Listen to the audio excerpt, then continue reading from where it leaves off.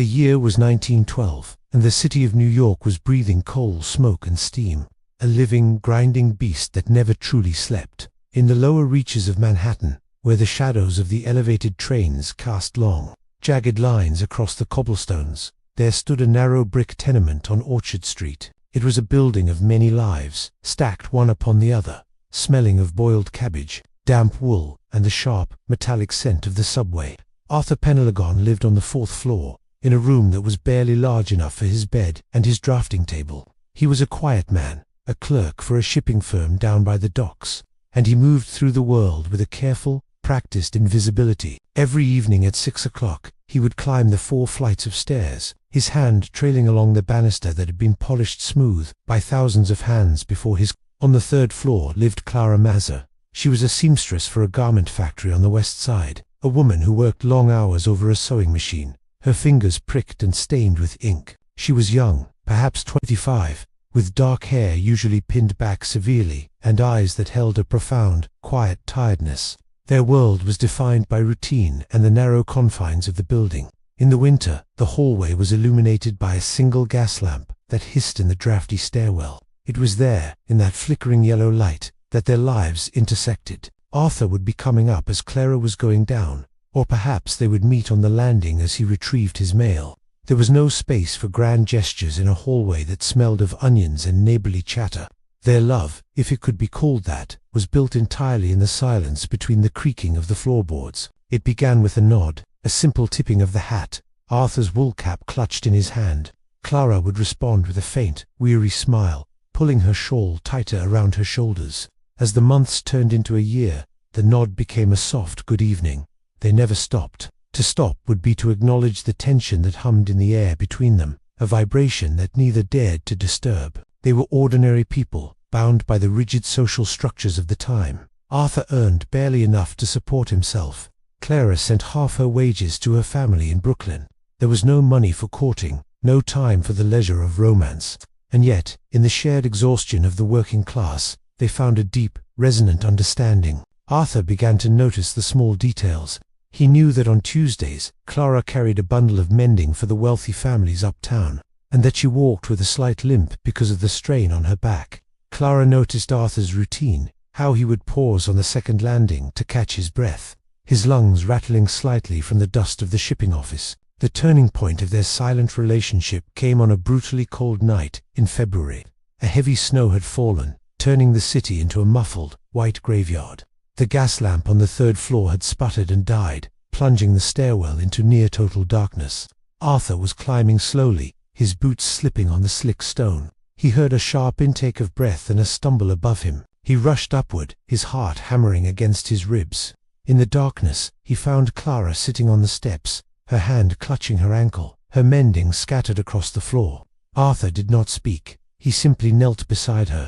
He could smell the rain on her coat and the faint scent of lavender soap. He gathered the fallen parcels, stacking them neatly, and then, with a gentleness that terrified him, he offered her his arm. She took it. It was the first time they had touched. Through the thick layers of their coats, they could feel the warmth of another human being, a rare luxury in their cold lives. He helped her down the 3 flights to the street door. When they reached the bottom, she turned to him.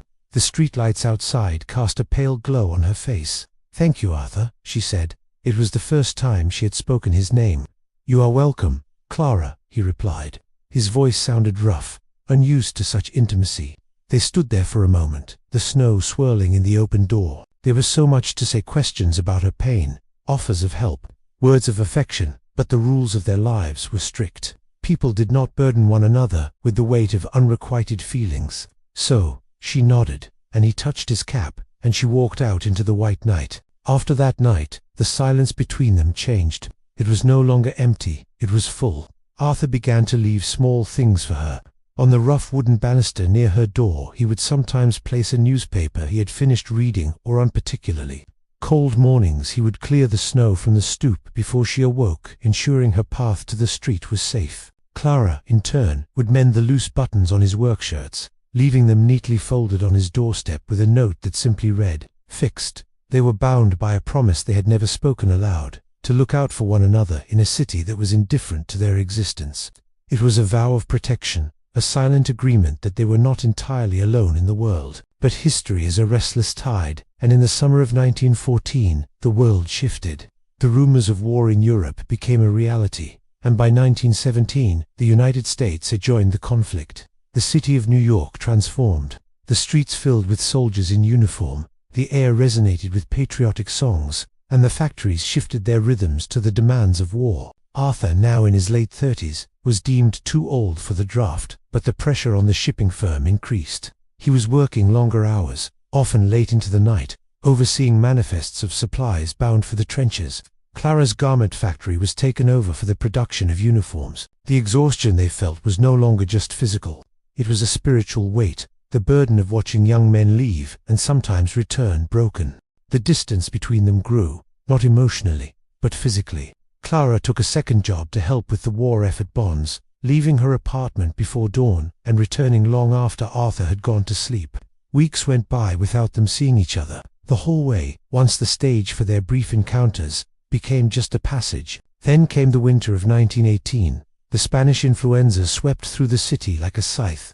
It did not distinguish between the rich and the poor. The city shuttered itself. Theaters closed, schools were empty, and the streets were filled with the eerie silence of fear. People wore masks of gauze, and the sound of ambulance bells became a constant, mournful soundtrack. Arthur heard the news from the landlady. Clara had fallen ill. She was quarantined in her room, too sick to move, too weak to work. The fear in the city was palpable. Neighbors were afraid to help neighbors, terrified of the invisible enemy that traveled on the breath.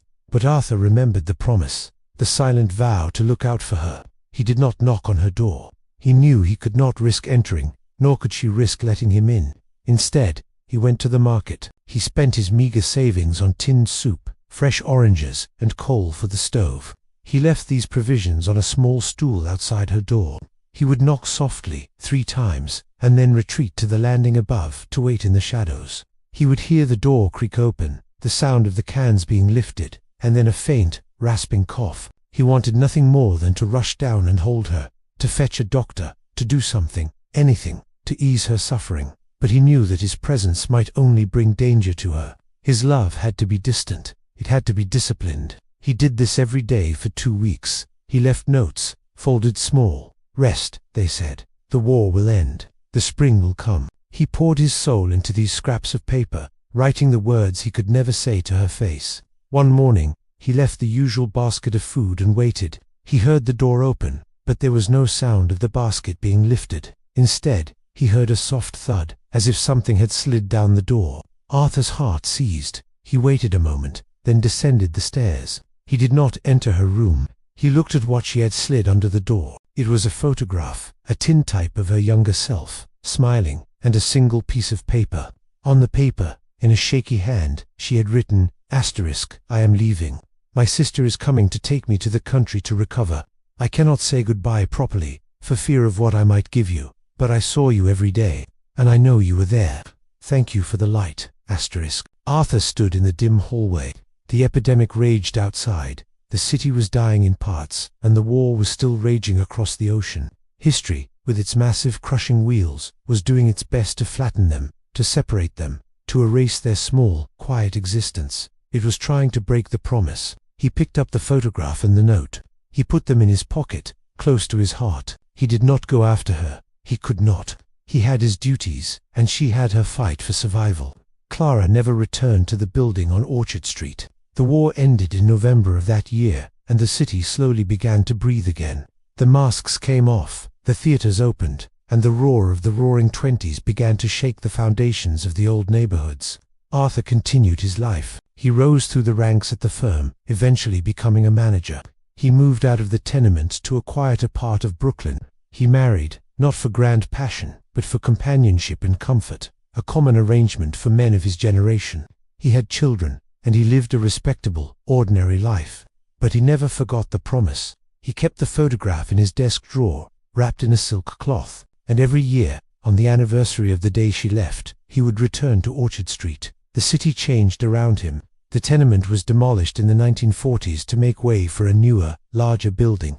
The gas lamps were replaced by automobiles that honked and roared. One afternoon in the early 1950s, Arthur, now an old man with white hair and a cane, walked slowly down Orchard Street. He stopped in front of the modern apartment building that now stood where his old home had been. He looked up at the third floor, or where it used to be.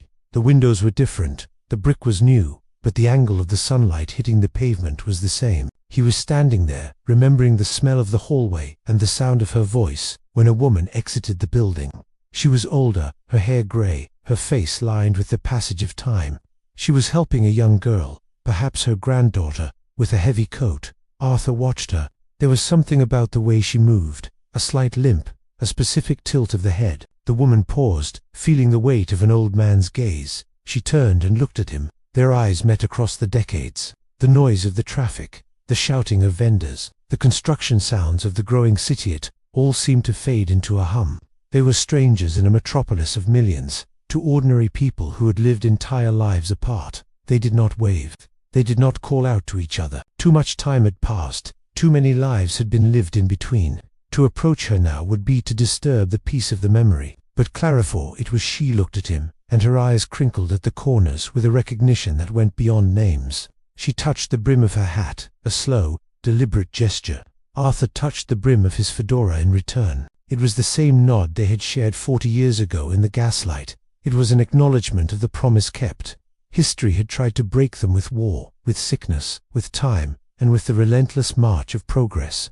It had separated their bodies and their lives, but it had not severed the connection. The small, realistic moments, the fixed buttons, the cleared snow, the silent vigil in the hallway had created a bond that outlasted the brick and mortar of the building itself. Clara turned and walked away down the street, disappearing into the crowd. Arthur stood for a moment longer, his hand resting on his cane. He felt a profound sense of peace, a quiet completion. The promise had been honored, not by changing their destinies, but by simply remembering. He turned and walked back toward the subway, merging into the flow of the city. Another soul in the vast human current, carrying the light of a love that had never needed to be spoken to be real.